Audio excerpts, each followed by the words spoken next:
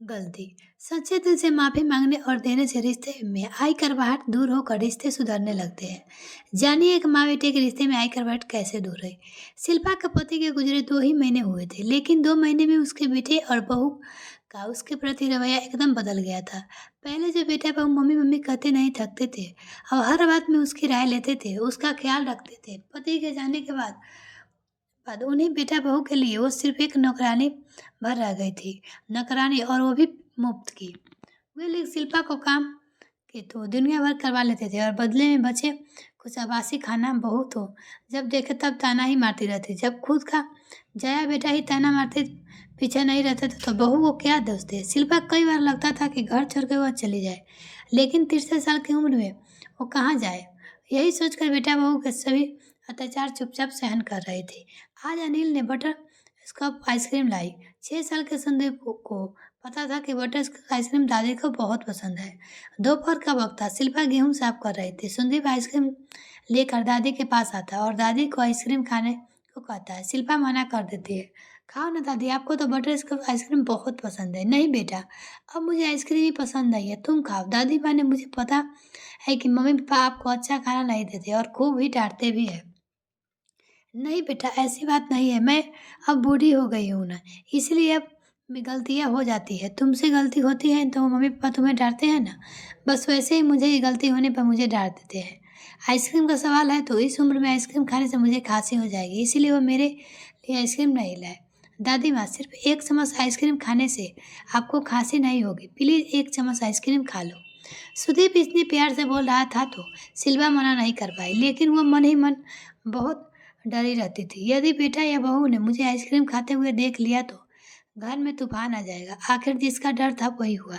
जैसे ही सुदीप शिल्पा को आइसक्रीम खिलाने लगा, उतने में ही अनिल देखा लिया।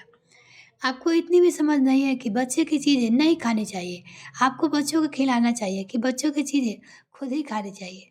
मैंने बच्चों के लिए आइसक्रीम लाई थी। वो सुदीप ने जबरदस्ती अपने आंसू को किसी तरह रोक कर इतना ही कह पाई शिल्पा ने।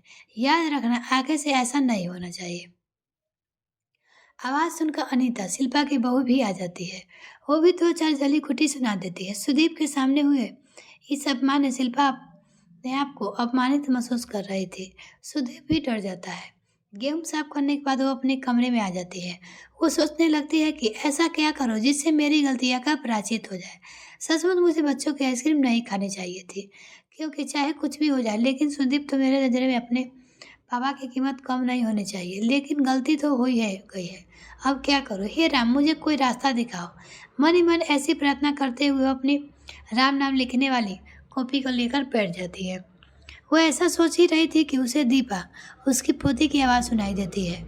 वो सुदीप से कहती है, भैया कल मेरे एक वाक्य लिखने में गलती हो गई थी, तो मैडम ने वाक्य मुझे 50 बार लिखने को बोला है। शिल्पा बहुत देर तक कॉपी में कुछ लिखती है और लिखते लिखते ही सो जाती है। थोड़ी देर बाद बाहर से आकर अनिल माँ को आवाज़ लगाता है। माँ माँ, जवाब में अनीता देती है, सोई होगी अपने कमरे में, सोने के सिवा काम ही क्या है बुढ़िया को। अनिल माँ के कमरे में जाता है तो देखता है कि माँ सोई हुई है। पास ही माँ के राम नाम लिखने वाली कॉपी खुली हुई थी। शायद शिल्पा लिखते लिखते थककर सो गई थी। अचानक अनिल की नज़र कॉपी पर पड़ जाती है तो उसे दिखता है कि कॉपी में राम नाम की जगह और ही कुछ लिखा हुआ था। वो पढ़ने लगता है। शिल्पा ने लिखा था कि अनिल बेटा, मुझे माफ़ कर दे, मैं आगे से कभी भी आइसक्रीम नहीं खाऊंगी।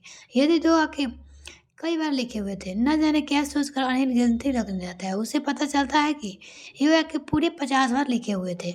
अचानक उसे उसका बचपन याद आ जाता है कि माँ कैसे कई बार उसे गलती होने पर भी पापा से डांट कर उसे बचाती थी, कैसे उसे गलती सुधारने के कहती थी। माँ हमेशा कहती थी कि यदि कोई गलती हो जाए तो उसे गलती को कबूल करने की हिम्मत हमें भी होनी चाहिए और हमें गलती के लिए प्रायश्चित भी करना चाहिए।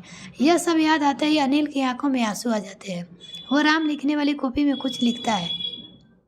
लिखने होने पर जैसे वो जाने लगता है तो उसमें शिल्पा की नींद खुल जाती है। अनिल, तुम कुछ खास काम था क्या बेटा? अनिल माँ के हाथ में राम नाम लिखने वाली कॉपी देखकर फूट फूट कर रोने लगता है। शिल्पा कॉपी देखती तो उसमें लिखा था कि अनिल लिखा था कि माँ मुझे माफ़ कर दो, मैंने आपसे बहुत गलत तरीके से बात की, आगे से मुझसे ये गलती नहीं होगी। ये एक ही बात अनिल ने कई बार लिखा था। शिल्पा ने गिनती की तो पूरे 50 बार। 2 महीने माँ बेटे के रिश्ते में जो खटास आई थी वो खटास गलती से पराजित करने से माफ़ी मांगने से अचानक मिठास में बदल गई।